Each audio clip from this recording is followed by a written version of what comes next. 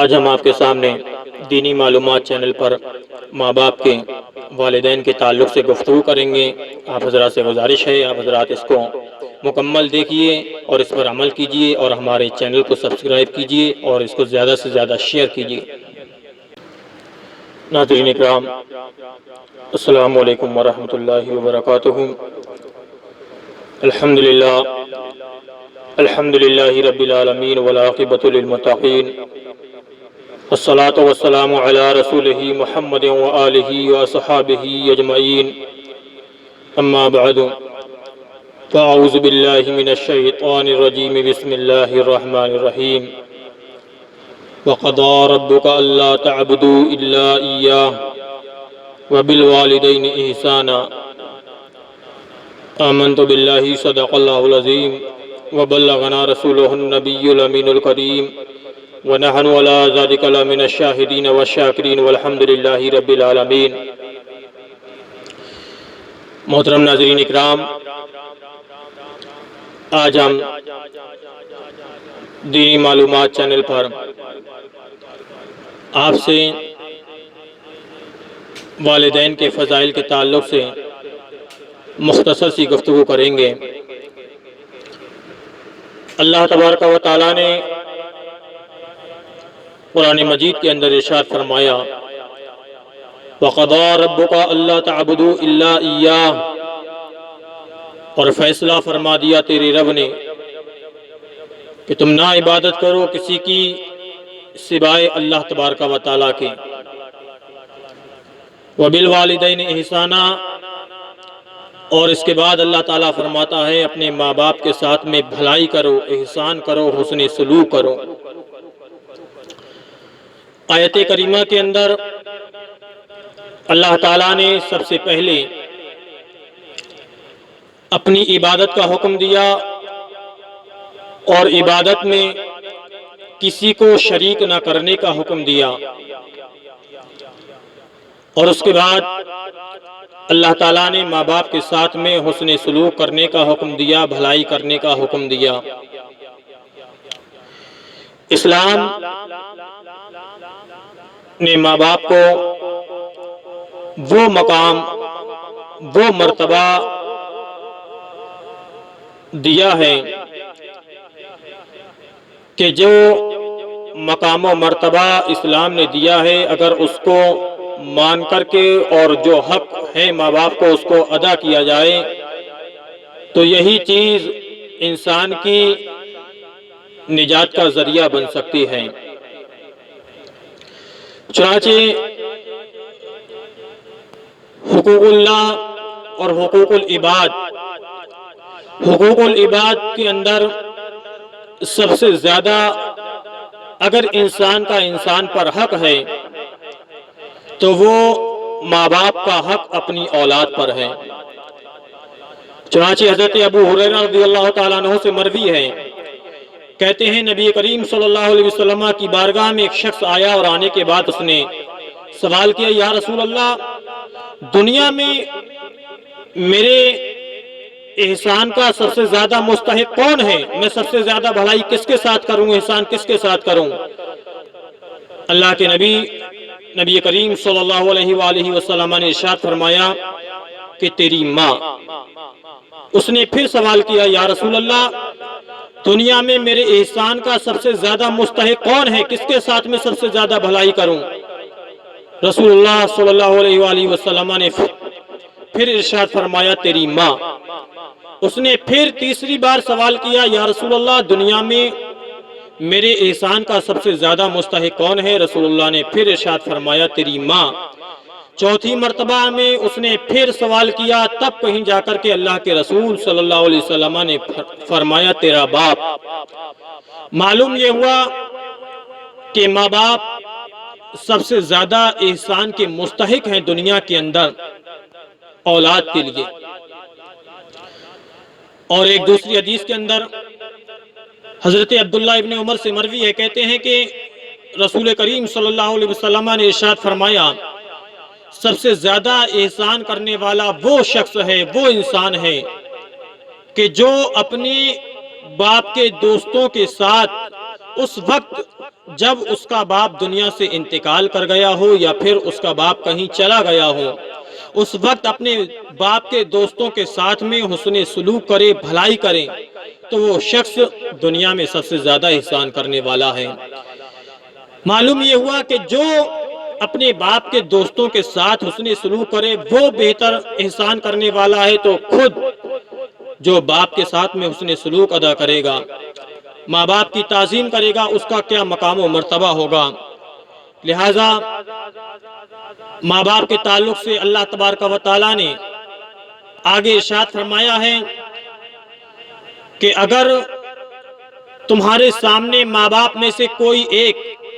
یا دونوں بوڑھے ہو جائیں تو ان کے سامنے اف بھی نہ کرو اور نہ ہی ان کو جھڑکو، ان سے غصے سے مت بولو۔ اور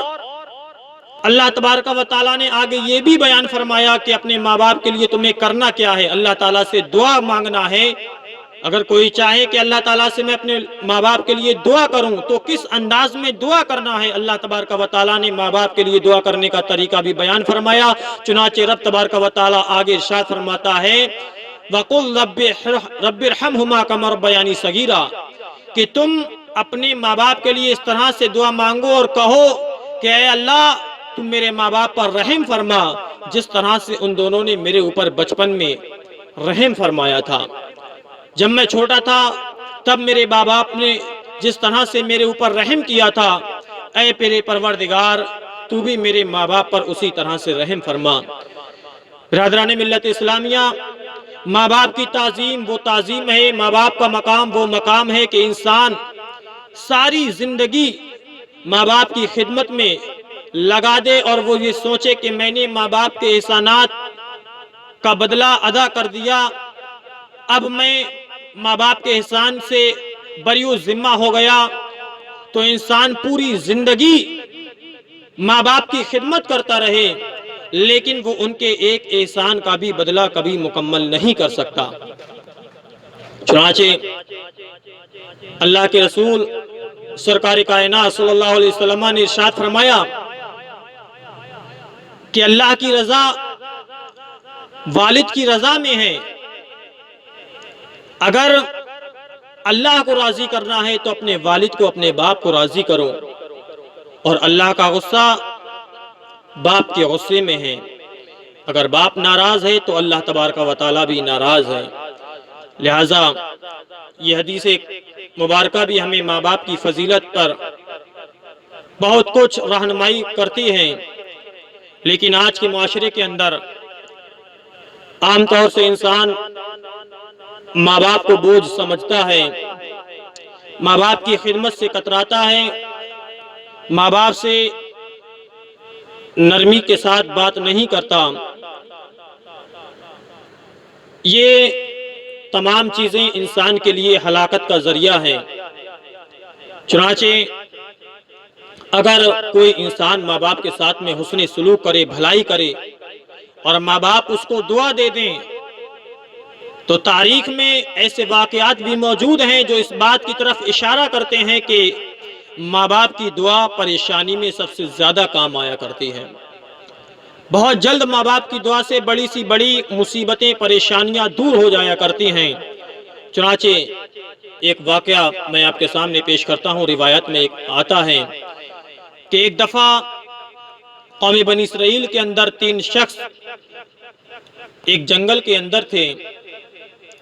اور وہاں پر زلزلہ آ گیا، طوفان آ گیا، تو وہ اپنی جان بچانے کے لیے ایک غار کے اندر چھپ گئے اور انہوں نے سوچا کہ جب یہ طوفان ختم ہو جائے گا ہم غار سے باہر نکل کر کے چلے جائیں گے۔ لیکن اتفاق ایسا ہوا کہ جس غار کے اندر وہ جا کر کے چھپے اس غار کا ایک ہی دروازہ تھا، اور جب زلزلہ آیا، طوفان آیا، تو ایک پتھر بڑا سا آ کر کے اس غار کے دروازے پر آ کر کے لگ گیا اور وہ غار چاروں طرف سے بند ہو گئی۔ جب طوفان ختم ہو گیا، زلزلہ رک گیا، ان تینوں آدمیوں نے جو اس غار کے اندر چھپ گئے تھے اس کو پتھر کو ہٹایا، بہت کوشش کی، محنت کی، لیکن اپنی تمام کوششیں کرنے کے باوجود وہ ناکام رہے اور وہ پتھر کو نہیں ہٹا سکیں۔ اب وہ اپنی زندگی سے مایوس ہونے لگے، انہیں احساس ہونے لگا کہ شاید اب ہمیں یہیں پر موت آ جائے گی اور اسی غار کے اندر ہم تڑپ تڑپ کر کے دنیا سے چلے جائیں گے۔ چنانچہ